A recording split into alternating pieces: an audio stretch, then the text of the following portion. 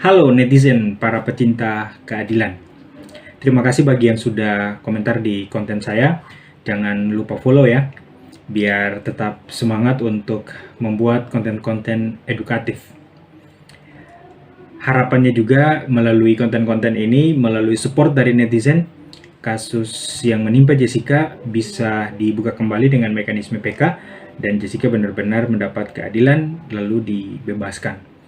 Harapan besarnya kita adalah semoga para penegak hukum dan sistem peradilan di Indonesia dapat berubah supaya tidak disesatkan oleh berbagai macam pandangan-pandangan atau pendapat-pendapat oknum penegak hukum yang keliru.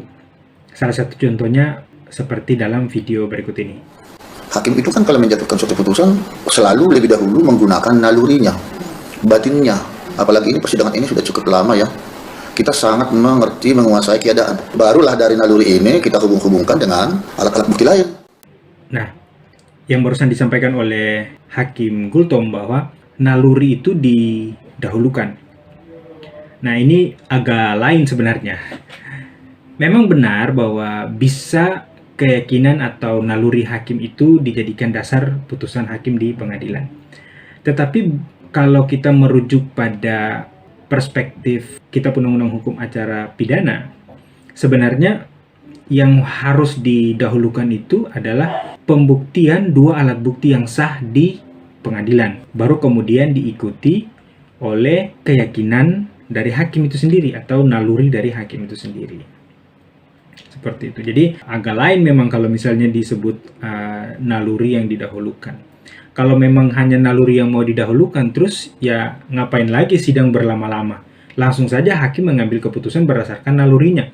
Tidak perlu lagi ada pembuktian alat bukti, barang bukti, dan lain sebagainya yang memakan waktu lama. Gunakan saja insting atau naluri batin dari hakim. Nah sayangnya para pembentuk undang-undang dalam hal ini adalah Kitab Undang-Undang Hukum Acara Pidana tidak berpikir sesempit itu gitu. Meskipun Kitab Undang-Undang Hukum Acara Pidana ini dibentuk pada tahun 1981, akan tetapi para penegak hukum masih mempunyai argumentasi yang logis terhadap bagaimana hakim memutus suatu perkara di persidangan. Kalau kita melihat pada konstruksi pasal 183 KUHP menyebut bahwa hakim tidak boleh menjatuhkan pidana kepada seorang kecuali apabila dengan sekurang-kurangnya dua alat bukti yang sah. Ia memperoleh keyakinan bahwa suatu tindak pidana benar-benar terjadi dan bahwa terdakwalah yang bersalah melakukannya. Kalau kita cermati struktur dari pasal ini, maka kita akan melihat bahwa diksi sekurang-kurangnya dua alat bukti itu mendahului keyakinan, mendahului diksi keyakinan.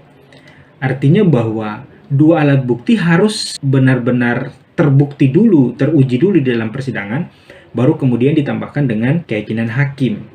Jadi yang mendahului itu adalah dua alat bukti kemudian diikuti oleh keyakinan hakim atau naluri tadi atau batinnya hakim tadi.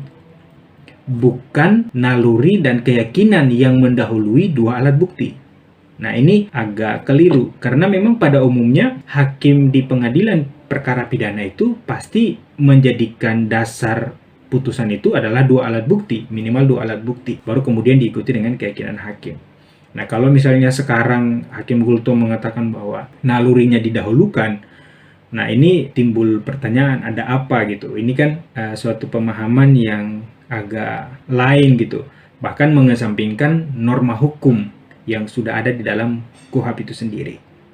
Maka konsekuensinya adalah kriminalisasi karena mengabaikan dua alat bukti dan mendahulukan atau mengutamakan insting atau keyakinan yang subjektif tadi. Keyakinan yang hanya berdasarkan pada prasangka tendensius atau berdasarkan perasaan like and dislike. Nah, ini kan sangat memprihatinkan sekali. Padahal ada gium yang mengatakan bahwa lebih baik membebaskan 1000 orang yang bersalah daripada menahan satu orang yang tidak bersalah.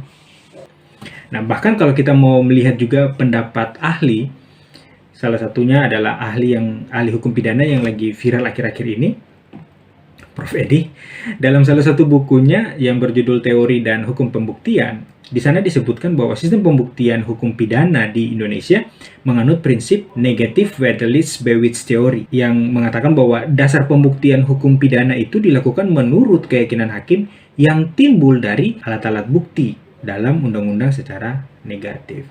Jadi sekali lagi penegasan yang sama oleh Prof. Edi bahwa keyakinan hakim itu bukan timbul dari prasangka tendensius atau bukan muncul dari perasaan like and dislike atau naluri yang subjektif, melainkan timbul dari alat-alat bukti. Jadi agak lain kalau misalnya disebutkan naluri yang didahulukan untuk mengambil keputusan. Oke guys, tetap semangat untuk speak up kasus ini. Sekali lagi perlu ditekankan bahwa gerakan Justice for Jessica sebenarnya merupakan gerakan untuk merestorasi marwah sistem peradilan di Indonesia.